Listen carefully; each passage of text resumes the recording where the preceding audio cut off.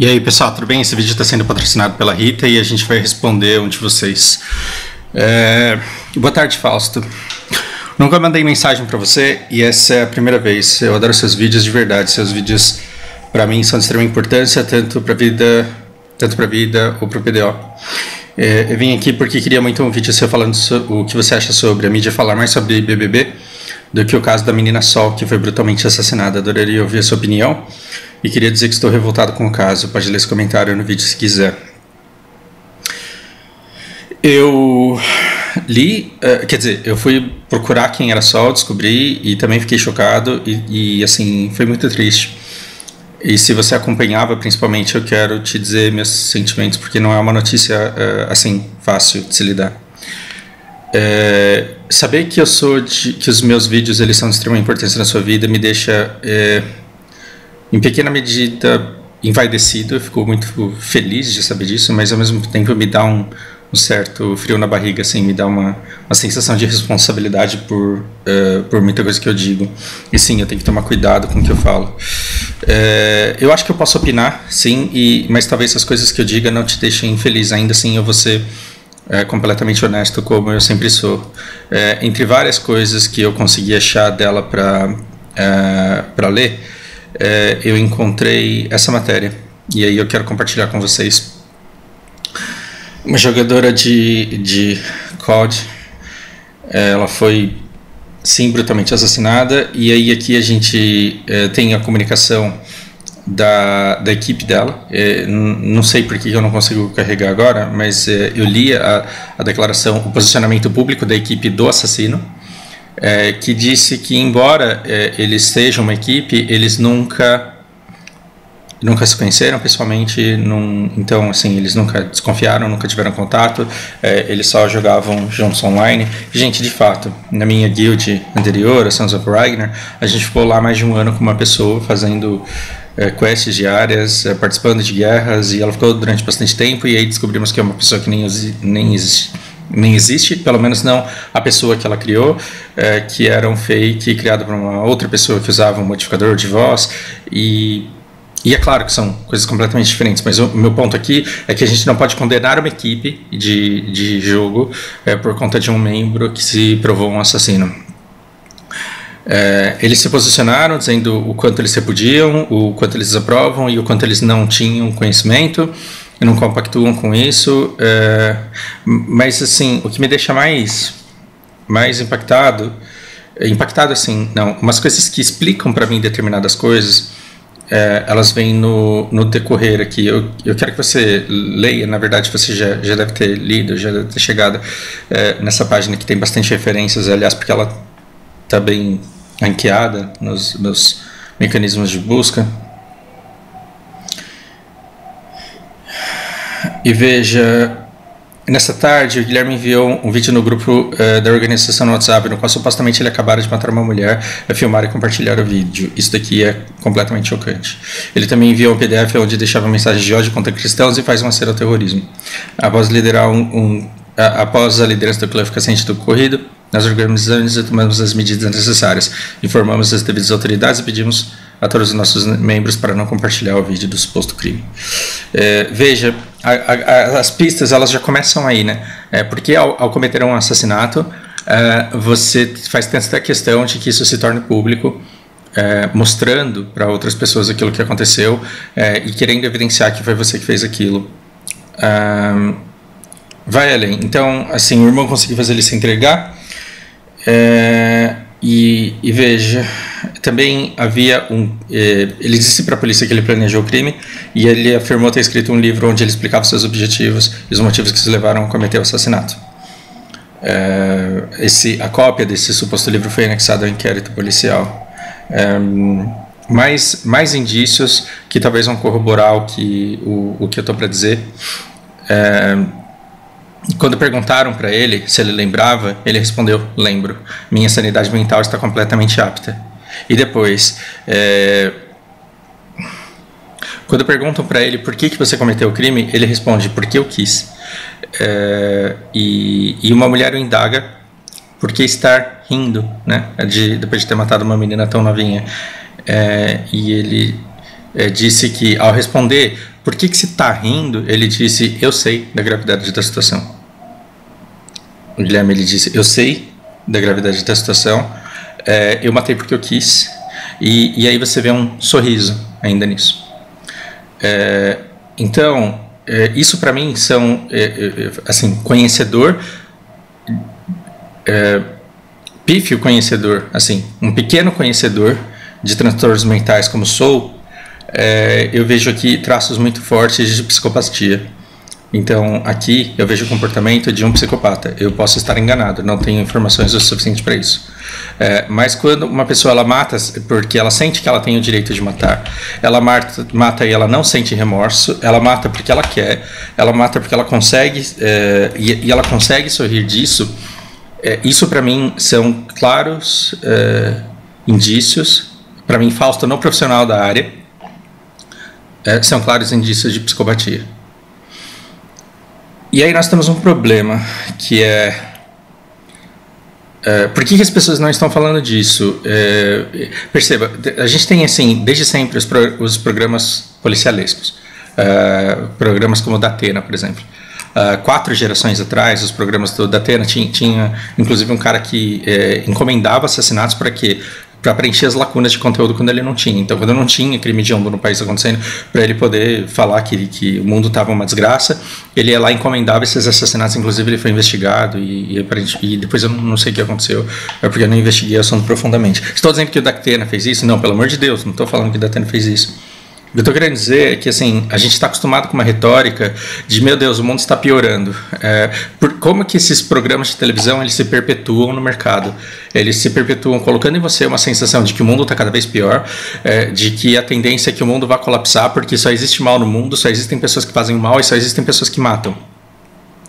Inclusive, eu estava lendo um livro recentemente em que, assim, a pesquisadora ela vai numa cidade e pergunta para o cara assim: quanto tempo você mora aqui? A minha vida inteira. Quantos habitantes tem a cidade? 40 mil. Quantos assassinatos você viu acontecerem aqui dentro dessa cidade nos últimos 40 anos? E aí o cara fala 3. Me conta sobre esses assassinatos. Um cara que traiu uma mulher, ela matou ele. A mulher traiu um cara e o cara matou ela, e teve um outro lá que era 2 sócios, e um foi lá e roubou tudo dele, e trapaceou, e fugiu com o dinheiro, aí o cara foi lá e encontrou e matou ele. E o senhor tem medo da violência, do mundo que está, né, do mundo que está, esse mundo que a gente está virando? E o cara falou: eu durmo com medo todos os dias. Estamos dizendo que não acontecem crimes? Não. Mas olha que engraçado, numa cidade de 40 mil habitantes, você teve nos últimos 40 anos 3 assassinatos, 2 deles passionais, e um dele a gente pode chamar de passional também, porque afinal de contas a carga emocional ali era muito, né, tinha muita coisa envolvida ali, né, no coração da pessoa, no momento em que ela decide tomar aquela decisão. Isso significa uma escalada da violência na sociedade num ponto que a gente vai colapsar? Naquela cidade, não necessariamente. Significa que nas grandes cidades não está tendo aumento da violência? Não estou dizendo isso. O que eu digo existem programas que fazem com que você queira achar que o mundo está cada vez mais perigoso, que o mundo está cada vez pior e que o mundo está cada vez... E, na verdade, quando a gente vai analisar os casos de violência hedionda como esses aqui, geralmente eles são crimes passionais ou crimes causados por pessoas com transtornos mentais. E nesse menino, eu vejo um psicopata. Então, assim, eles eram amigos virtuais, eles nunca tinham se encontrado. De amigos virtuais, eles combinaram de se encontrar e a menina foi na casa dele e ele fez o que ele fez. E psicopatas, eles são extremamente sedutores e eles transparecem total normalidade. É muito difícil você identificar um psicopata se você não tiver muito conhecimento de transtornos mentais. E ainda assim a pessoa pode te enganar. E eles têm um poder de persuasão fortíssimo. E é engraçado, porque aí você fala, então por que a gente não fala sobre isso? Deveríamos falar mais, com certeza. Não é uma coisa gostosa de se falar e também não é uma coisa que dê para prever. Então, quando a gente fala de psicopatas, é muito difícil você privar uma pessoa com traços de psicopatia antes dele vir a cometer um crime, e depois que ele comete, aí já é tarde demais. O que me faz pensar que, assim, hoje a sociedade ela não tem estruturas, ela não tem mecanismos para se servir deles para que assassinatos por parte de transtornados mentais não aconteçam jamais. A gente não tem isso. E quando esse tipo de crime ele acontece, ele choca, é claro que ele choca. A gente consegue entender um carro a 120 por hora entra num caminhão porque o motorista dormiu na contramão e aí um acidente leva a pessoa embora. A gente se revolta, mas se entende.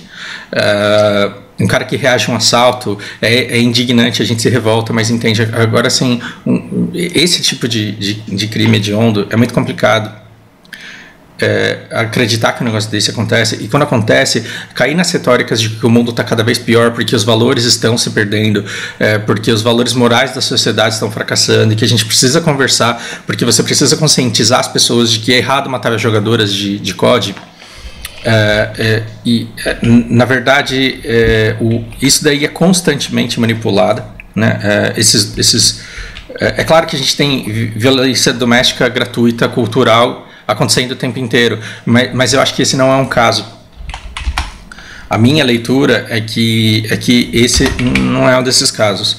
A gente tem que trabalhar nossa cultura para que a gente não tenha vítimas de monogamia como a gente sempre tem. Um cara que fica enciumado, revoltado, vai lá e mata, sendo que se a gente vivesse numa cultura um pouco mais flexível, um pouco mais tolerante, um pouco mais humana, talvez esse tipo de coisa não acontecesse. Mas eu não acho que esse cara ele matou essa menina e depois gravou e compartilhou e depois sorriu quando isso aconteceu. Eu não acho que ele fez isso porque ele vive imerso numa cultura machista e porque ele perdeu a cabeça depois que ele descobriu que ele era corno, por exemplo.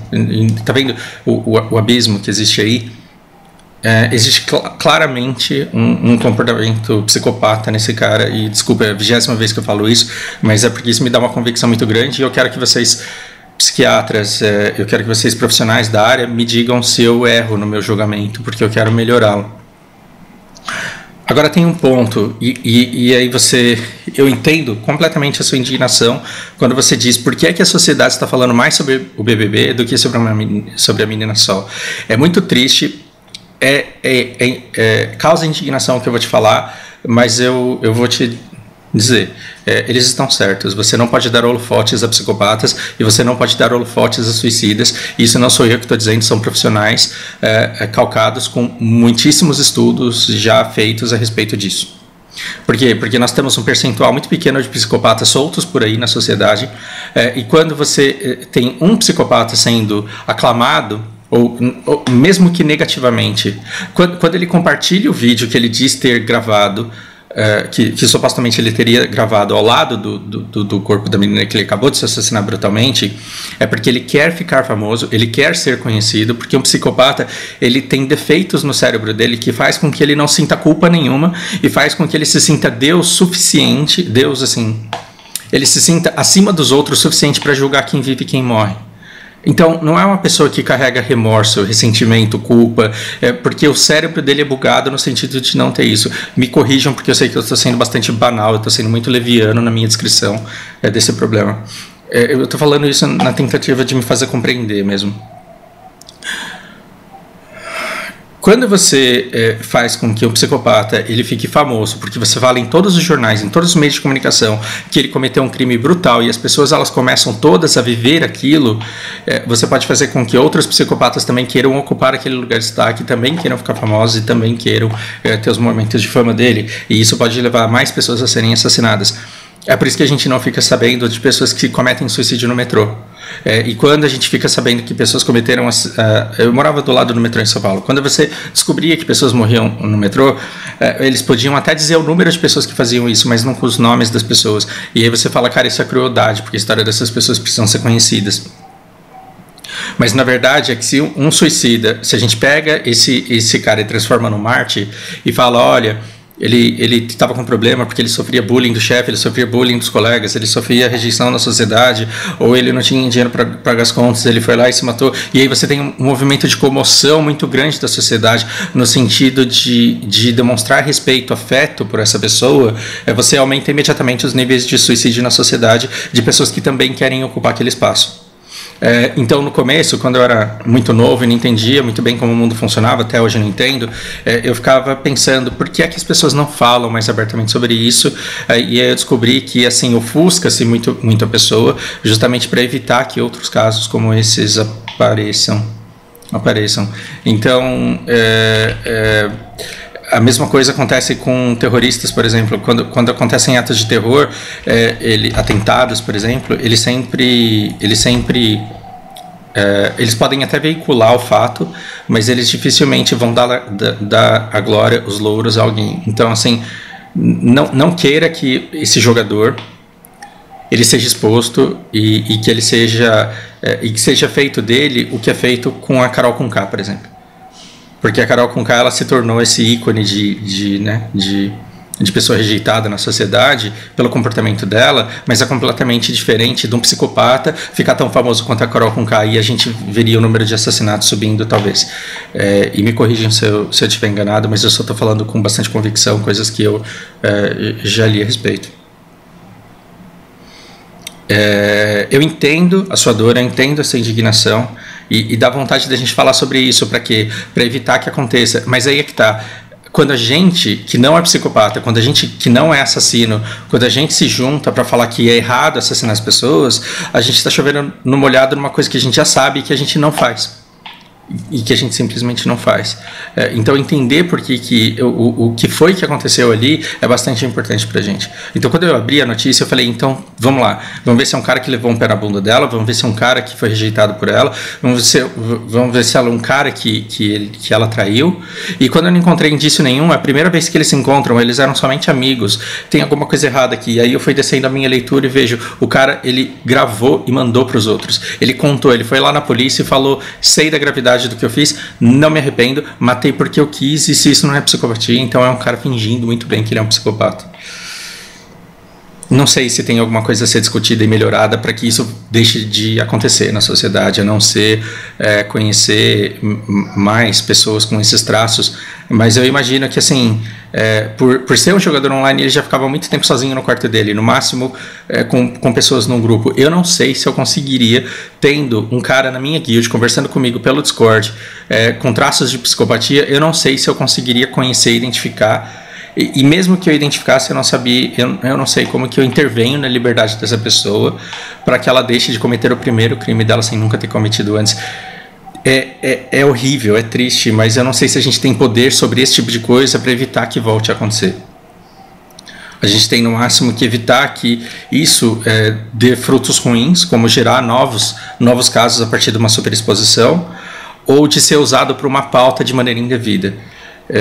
Eu acho que quando o feminismo ele tem que lutar contra o feminicídio, mas tomara que não peguem esse caso e dizendo aqui, olha aqui o que homens fazem com mulheres, porque isso daqui não é o que homens fazem com mulheres, isso daqui é o que um psicopata faz com qualquer vítima que ele vem escolher. Espero que eu tenha sido pelo menos claro ao ponto de fazer você entender o meu ponto, e tomara que eu esteja errado em alguma coisa e venha descobrir depois e venha melhorar o meu julgamento sobre as coisas que eu vejo. Por hora é isso. Meus sentimentos.